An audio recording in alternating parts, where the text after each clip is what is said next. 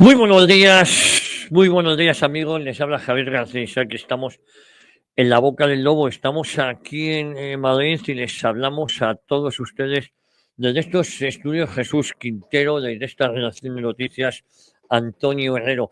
Y ya saben que como cada mañana comienza justamente ahora una nueva aventura radiofónica que debería conducirnos directamente hasta las 12, con información, opinión, tertulia y mucho análisis. Bueno, hoy 20 de noviembre, miércoles 20 de noviembre del 2024. Yo estos días he estado haciendo, me he puesto un poquito nostálgico, he estado haciendo eh, recuerdos. Yo tengo unos recuerdos fantásticos de esos 20 de noviembre, de esas marchas multitudinarias, de esos homenajes. Iba gente a la Plaza Oriente de todo tipo y condición, no sé, que llevan peligrosísimos fascistas. Lo que pasa es que es verdad que la izquierda siempre tuvo pánico a esa fecha porque Madrid era un clamor, no solo Madrid, en todas las ciudades de España se organizaban misas funerales en honor de aquel que nos salvó, aquel que nos trajo la modernidad y nos puso en el siglo XXI. Y es verdad, muere en el 75, 25 años para que cambiáramos de siglo, pero trae la modernidad, ¿no? Trae la modernidad a este país, trae el desarrollo, esto es innegable. Y hoy es momento quizás de hacer balance, ¿no? Del régimen de Franco. Hoy se cumple un nuevo aniversario de su fallecimiento. Luego vino el PSOE, al que nunca hubo que haber legalizado y resulta que profanó su cuerpo, su tumba, y luego profanaron también a otro que el PSOE había asesinado, a José Antonio Primo de Rivera, un día como hoy de 1936, también le asesinaron. Y digo le asesinaron porque aquello fue un juicio bufo, fue todo mentira. José Antonio, que ya estaba en prisión antes de iniciar la guerra civil, se le tenía que haber dejado en libertad. Y aún así la ley de defensa de la República da unas prerrogativas al gobierno y no le dejaron en libertad después de esas elecciones fraudulentas de febrero de 1936 que gana la izquierda haciendo trampas. A día de hoy esto se sabe. Y este pseudomedio del que estoy muy orgulloso de dirigir, Informa Radio, el grupo de la TV, bajo la presidencia de Javier Negre, una de las cosas es dar la batalla cultural y la batalla ideológica. Y eso les molesta tanto. Decir lo que yo hoy les voy a contar les molesta mucho. Bueno, saben que tenemos entretenimiento, opinión, información, tertulia, mucho análisis. Y hoy, precisamente, hoy miércoles 20 de noviembre, en tiempo de tertulia, en tiempo de análisis, pues contamos con Carlos Paz, Jorge Garrido, Javier Millán y Alberto Pascual. Yo creo que una buena terna, precisamente hoy, que se conmemora la muerte de Franco y el asesinato de José Antonio. De eso vamos a hablar, insisto, Carlos Paz a partir de las 9:15, Jorge Garrido, Javier Millán y Alberto Pascual. Miren ustedes, un nuevo aniversario y es tiempo de recordar y hacer el balance. Ustedes saben que Franco muere en el 75. Franco tenía muy claro que tras su muerte las cosas tenían que cambiar, porque el régimen franquista intentó no ser un régimen muy personalista, pero es verdad que enseguida el carisma que tenía Franco, porque sí tenía carisma, el buen hacer de esos 40 años de mandato, se le consideraba, yo tengo familia ya fallecidos, que hubiesen dado la vida por Franco, porque Franco salva a miles y miles de españoles de su exterminio. Franco les devuelve la libertad. Y entiéndase libertad en un sentido de libertades individuales. Muchas veces pensamos que las libertades son libertades políticas. Bueno, muchas veces había más libertad política y menos censura la que tenemos ahora mismo. Pero lo importante era recuperar la libertad individual, la libertad de poder ir a misa sin ser asesinado o ejecutado, la seguridad en las calles. Lo importante era tener una vivienda digna o tener una vivienda, ya nos conformamos ya ni siquiera con eso, ahora nos conformamos con alquilar una habitación a precio de cojón de pato. Es decir, es tiempo de hacer ese balance. Franco supone, y digo que no quiero hacer apología del franquismo, ni mucho menos, pero sí quiero recordar la historia. Franco supone un avance en la historia de España de 150 años. El siglo XIX es un siglo de atrasos para España y Franco nos vuelve a poner en vanguardia de la civilización occidental, sí, y en vanguardia del desarrollo. Y cuando se analiza el franquismo, no podemos analizar el franquismo del año 39 al franquismo del año 75, que es su finalización. Con un régimen con muchas más luces que sombras, todo hay que decirlo. Sombras, posiblemente las decisiones finales, pero eso no lo sabíamos. Lo que iba a pasar con Juan Carlos, sus debilidades. Yo creo que Franco pensó que Juan Carlos iba a ser un punto y aparte, no iba a tener las mismas debilidades que tuvo su padre, que tuvo Alfonso XIII, en definitiva, que suelen tener los Borbones, que no iba a servir a intereses o potencias extranjeras. Yo creo que algo, y fueron errores, pero errores que cuando, errores que los vemos ahora con el paso del tiempo, pero no en ese momento, ¿no? Y el balance no podía haber sido más positivo. ¿Qué pasa a partir del año 75? A partir del año 73, el 20 de diciembre del 73, cuando es asesinado el almirante Carrero Blanco, el rey se queda sin referencias. La primera orden que hay del rey, y ahí vemos ya nuestra decadencia, es abandonar una provincia española como el Sáhara. La última que dio Franco era defender el territorio español. Hassan II nunca se hubiese atrevido a hacer lo que hizo si con Franco vivo o con Franco no agonizante. Unos ministros muy cobardones que se echaron todos para atrás. El franquismo podía haber vivido sin Franco. Algunos lo intentaron en forma de una democracia orgánica, que en el fondo es un modelo de representación posiblemente mucho más justa que esta que ha decantado en una partitocracia. Luego estamos viendo, a raíz de lo de la lana, perdonen que me enrolle con esto, la lana, la gota fría, ya saben ustedes que esto es una gota fría, pero lo llaman de otra manera pues para acojonarnos. Ha sido toda una degeneración, ese modelo autonómico para contentar a la anti-España, que era absolutamente minoritaria. Un alfabeto, un garulo como Adolfo Suárez. Miren, lo único bueno que ha hecho Alfonso Guerra en política ha sido el mote que le puso Adolfo Suárez, el taúd del Mississippi. Y efectivamente, era un taúd, un ignorante que llevaba a gala no haber leído un libro en su vida. Y en manos de esta gente nos quedamos. En manos de esta gente. Y había el Partido de los Negocios Vascos, que se traicionó a sí mismo, que vivió muy bien con el franquismo, esa burguesía vasca, que luego algunos de ellos, de sus miembros, lo pagaron hasta con la vida, cuando los hijos, sus propios hijos o nietos, los etarras, acabaron con algunos de ellos, porque ETA no dejó de ser una extinción del Partido de los Negocios Vascos. Bueno, todo este cúmulo de despropósitos culmina en el Estado autonómico que hemos visto con esto de la gota fría, el fracaso, el tremendo fracaso. Luego los misterios sin resolver. Y luego más de 3 millones de parados. España pasa de ser la octava potencia industrial entre la séptima y la novena a estar en el furgón de cola, a batir, a tener el doble de parados de la Unión Europea. El 50% de los jóvenes españoles están en paro. Es algo. ¿Cómo hemos llegado hasta aquí? Entramos en una Unión Europea que primero nos exigía íbamos a ser la huerta de Europa y luego fue mentira, ahora la huerta de Europa es Sudáfrica y Marruecos. Y luego tenemos un partido socialista, claro, esto hay que verlo con la perspectiva del tiempo, al que nunca debimos legalizar, un partido socialista que era el de Felipe González, que eran los hijos del régimen, y se inventaron una oposición, porque no hubo oposición al franquismo. Bueno, miento, la oposición al franquismo fue de asesinos y terroristas. Y de poco demócratas, no fue una oposición democrática, no había una sociedad absolutamente despolitizada. Otro de los errores del franquismo, haber despolitizado la sociedad. ¿Por qué? Porque no se nos avisó de los peligros de que era el PSOE. El propio régimen, con Franco todavía vivo, ya estaban viendo que Franco iba a morir y se estaban inventando una oposición.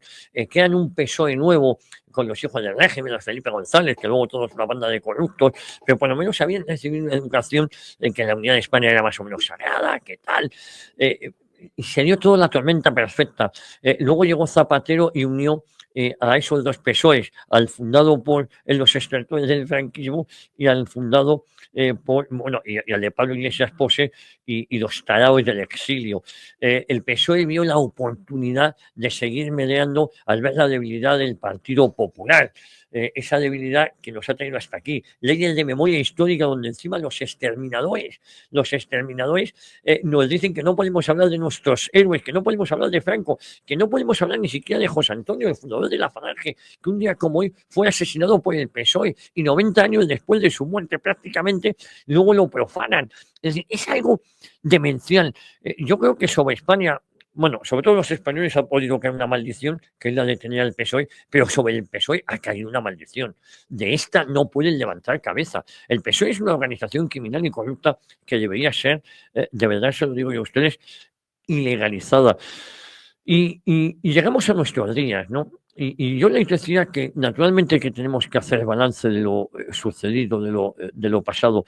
Y ese balance en un día como hoy es que Franco tenía razón, sí. Y Franco tenía razón en que fuimos muy ingenuos permitiendo la legalización del PSOE. Por cierto, el PSOE se legaliza un día antes del PSOE del exilio. Fíjense en las componendas que había. Un PSOE, este PSOE, el PSOE de Felipe González, fundado por la Internacional Socialista, por la CIA y por los servicios secretos del franquismo, que quedaban del franquismo. Es todo. Y luego estaba el PSOE de Rodolfo Llopis, que el propio Rodolfo Llopis, cuando Felipe González gana las elecciones en el 82, o tuvo en el 82, si no me equivoco, se va al exilio. Y luego Zapatero comunifica y tenemos ahora la maldición de Sánchez, que al final Sánchez es un maldito y todo lo que ha hecho, y luego es verdad también que al pueblo español, yo creo que se empieza a dar cuenta de cómo miraron a otro lado gran parte de la población cuando profanaban a aquel que nos salvó.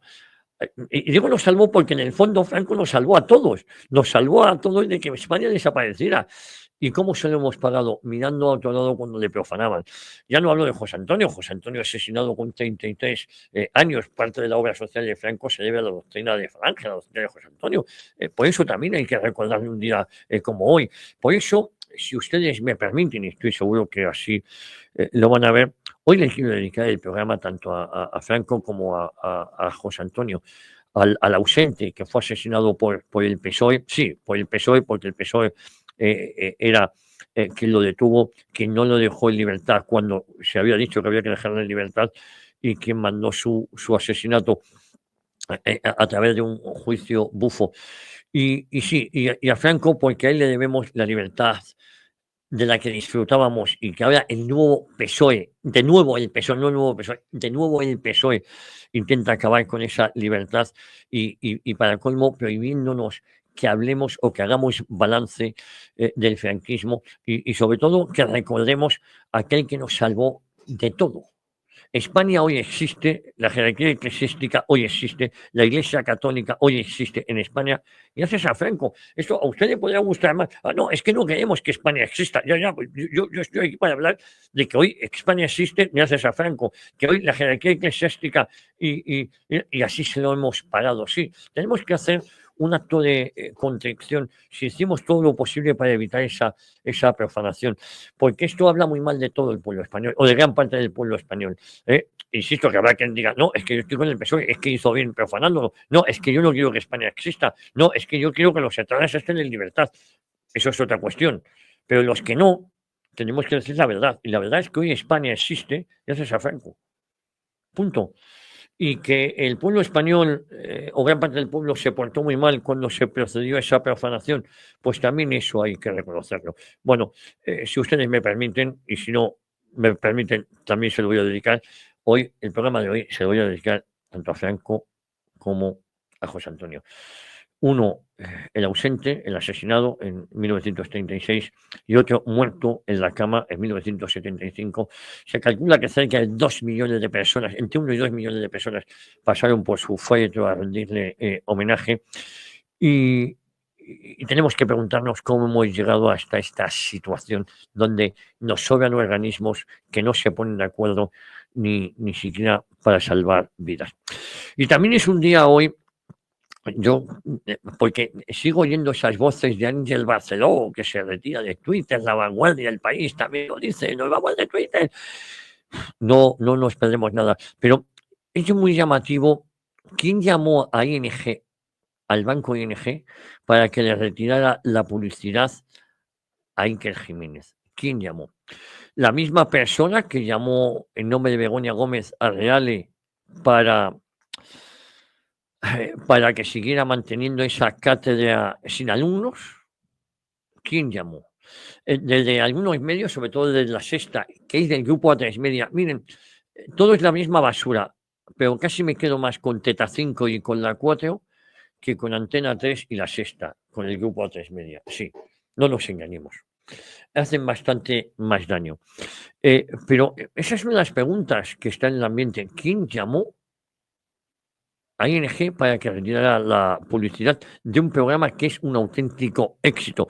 De hecho, la semana pasada, Horizonte, de Iker Jiménez, batió récord de audiencia pese a la cacería de la izquierda, que no saben ya qué hacer. Querían cerrar Twitter, no, querían echarlo de Twitter. Al final los que se van son ellos. Querían cerrarlo en determinados medios de comunicación. Ellos son un medio ruinoso. La 4 aguanta a Iker, no porque le haga muchas gracias, sino porque está batiendo récord de audiencia, a pesar de que algunos anunciantes, ING Direct, ha dicho que se va o se ha ido ya. No pasa nada.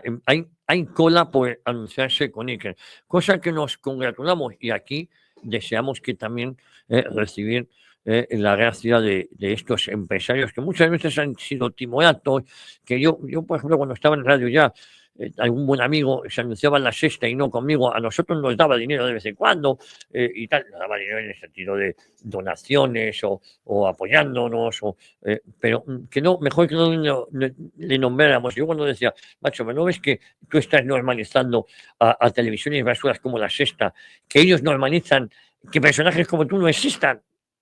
Es decir, cuando La Sexta criminaliza pues a Mercadona, a tal, lo que debe hacer Mercadona no es anunciarse con esto. Cuando la izquierda criminaliza a estos empresarios, a Zara, tal, la verdad es que yo creo que les haga falta anunciarse.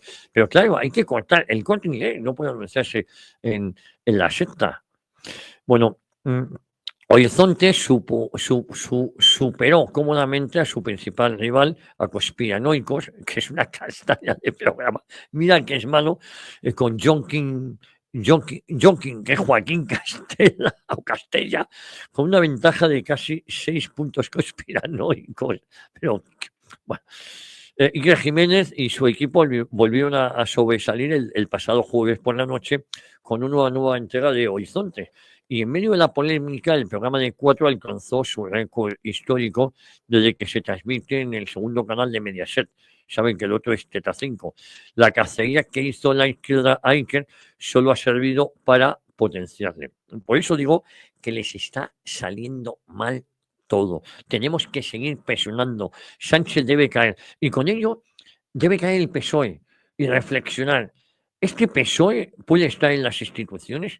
Este PSOE criminal y corrupto, con un pasado criminal y corrupto, no deberíamos plantearnos la ilegalización. Es incompatible el PSOE con la libertad y la democracia. Es incompatible. Bueno, superó al especial emitido el 3 de noviembre, centrado en el tema de la gota fría, que afectó principalmente a la Comunidad Valenciana. Pero en esta ocasión el programa obtuvo un 13,1% de audiencia, con casi más de 1.400.000 espectadores, comparado con su emisión anterior, que era el 10%, y 700.000 espectadores. El formato de Alma Productora Audiovisual aumentó un 3,1 puntos, en más o menos 230.000 espectadores. Pero es que la emisión del pasado jueves registró una excepcional cuota de pantalla del 13,2, con casi 1 millón de espectadores, superando su mayor cuota por una décima, aunque no alcanzó el número de espectadores de hace 11 días. Además, Horizonte duplicó la audiencia de su competencia más cercana, la duplicó, con un total de 3.112.000 espectadores únicos, aunque conspiranoicos obtuvo también buenos resultados, pero queda muy lejos del éxito de Iker y su equipo. Lo de conspiranoicos, yo creo que la gente lo ve por morbo, porque nombran mucho a miembros de extrema derecha, tal, entonces los conspiranoicos son ellos, y yo creo que da mucho morbo verlo. Lo que ha dejado, lo que ha dejado de ver, pese a las campañas de descrédito a periodistas como Iker Jiménez, es que la gente está bastante clara lo que le pasa en España. Entonces las personas son conscientes de la tremenda manipulación de estos llamados grandes medios de comunicación, los que gracias a Dios no estamos nosotros. Había una gran expectación por la nueva entrega de Horizontes con Iker Jiménez y Carmen Porter, debido a la intensa polémica generada por la cobertura que dio durante la gota fría. Y esta controversia ha tenido repercusiones comerciales como la retirada del patrocinio del banco ING, que sufrió un tremendo batacazo. Desde que se dio a conocer la noticia, una gran parte del público decidió respaldar a los comunicadores y al programa de Cuatro, lo que se reflejó en su audiencia más alta desde que comenzó a emitirse en el segundo canal de Mediaset. Y este apoyo fue especialmente notable entre el público joven, logrando un impresionante 25% de cuota del grupo de 13 a 25 años. Y digo porque esta gente de 13 a 25 años no ve la televisión. No ve la televisión. Pero luego Iker también dio una lección a los medios que le criticaban tras el bulo del helicóptero. Y diciendo, ay, madre mía, habéis caído en ese bulo del helicóptero de la agencia F. En cambio, cuando los demás nos hemos hecho eco de esos que llamáis grandes medios, y lo que había canales en Bonaire, vosotros habéis dicho que era un bulo nuestro. Bueno, ING además bloqueó la opción de cierre de cuentas online tras su veto a Iker Jiménez, y eso ha encabronado todavía más a gran parte de los usuarios o clientes del banco. Miren, Horizonte superó cómodamente a su rival, a conspiranoico, del tal Joaquín Castella, con una ventaja de casi 6 puntos. Y el programa La Sexta, donde se intensificó la polémica con Iker Jiménez por supuestamente dar cabida a desinformaciones, obtuvo un 7,4% de audiencia y 500.000 espectadores. Iker Jiménez está que se sale, cosa de la que aquí, de verdad se lo digo, nos congratula. Nosotros no tenemos empacho en reconocer. Hay gente que dice, joder, ¿por qué no me hace esto? Nosotros, esos hacen competencia. Que no nos liemos. Aquí estamos para reconocer lo que hacen bien los demás. Lo que sí que les digo es que los panfletos tradicionales, se los recordé la semana pasada, llevo tiempo, es que la suma de todos ellos, Vanguardia, Mundo, Razón, ABC, y panfleto del país, no llegan la suma de todos ellos mensualmente a lo que tenemos nosotros. Es que es acojonante, es que no lo ve nadie. Por eso están tan sumamente nerviosa. Y luego les hablaré muy rápidamente de esa asesora de Moncloa que buscaba patrocinios para Begoña Gómez. Es decir, la asesora de Moncloa buscando patrocinios para Begoña Gómez. Bueno, les vamos a hablar de eso, les voy a hablar también de economía, lo haremos con nuestro amigo José Luis Barceló y su mundofinanciero.com, de deportes, pues con quien hablamos de deportes, con el bueno de Esteban Pacios, con el genuino Tate Barceló tenemos edatv.news, y como cada mañana la singularísima Cristina Sol, pues vamos a tener nuestro termómetro de 1 a 3, nuestro informativo y nuestra caja de Pandora. ¿Y de qué no nos olvidamos? No nos olvidamos aquí de muchas cosas. No nos olvidamos del equipo técnico de la inimitable Cecilia Jara, que hace posible que todo esto llegue a sus terminales. Y Cecilia, como siempre le digo, no está sola. David López y Eduardo Vital Jr. Y tampoco nos olvidamos de Mercedes de Verán, nuestra directora de producción, otra de las personas que hace posible que todo esto salga adelante. Miren, y a partir de las 10:30 aquí en Informa Radio, en la boca del lobo, hoy es miércoles, pues tengo que mirar lo que pasa hoy. Bueno, los miércoles tenemos toda nuestra historia con Juan Salazar. Juan Salazar es una escuela de crear adeptos a la tauromaquia. No hace falta que no me gusten los toros, pero escuchar a Juan Salazar es una delicia. Y a partir de las 11 la redifusión de Una Hora en Libertad, en este caso conducido por Luis Sánchez de Movellán, esperando ansiosamente la llegada de José Paparelli. Ahí te echamos mucho de menos. Miren ustedes, muy rápidamente, les voy a decir quién es la asesora de Moncloa que buscaba los patrocinios para Begoña Gómez en su nombre. La pregunta que nos hacemos era esta misma persona, era la utilizada para llamar a bancos como ING para que retiren patrocinios de los programas que son incómodos para Moncloa. La encargada de buscar los patrocinios para Begoña Gómez con correos electrónicos, que lo hemos hablado, y es que Begoña Gómez sigue estando ahí en el ojo del huracán. Y todo ha ocurrido después de desvelarse un comprometedor correo electrónico en el que aparece una asesora de Moncloa que trasladó a Reale, a la aseguradora Reale, el interés que tenía Begoña en que la empresa aseguradora siguiera patrocinándola a ella, a Begoña. Concretamente, que patrocinara su cátedra extraordinaria de transformación social competitiva que dirigía la mujer del presidente del gobierno. Así aparece reflejado en esos correos electrónicos que ya nos hemos hecho eco, de forma que forma parte del sumario de la causa donde se le investiga por tráfico de influencias y corrupción en los negocios. Este correo confirma la información de que la esposa del socialista usaba una persona que está en nómina del Ministerio de Presidencia. Ojo, el Ministerio de Presidencia es que no sé si ahora Bolaños lleva justicia, no sé si es presidencia de justicia. Ya tengo un cacao, porque como se han ido repartiendo cromos, se tenían que ir. No, claro, Félix Bolaños ya, no, lleva presidencia de justicia. Bolaños, otro de los que yo creo que es masón. Creo, esto es una opinión, que no se me enfade Bolaños. Si ahora mismo la masonería entre estos ya es pública y notoria, lo dicen así, pues yo creo que lo es. Es como se dice, yo creo que Javier es del Madrid, sí, lo soy, lo reconozco, y del Bayern, lo soy. No sé si Bolaños lo es o no, no sé si tiene el carnet, ustedes me entienden. Bueno, este correo confirma la información de que la esposa del socialista usaba una persona que está en nómina del Ministerio de Presidencia y nosotros la pagamos.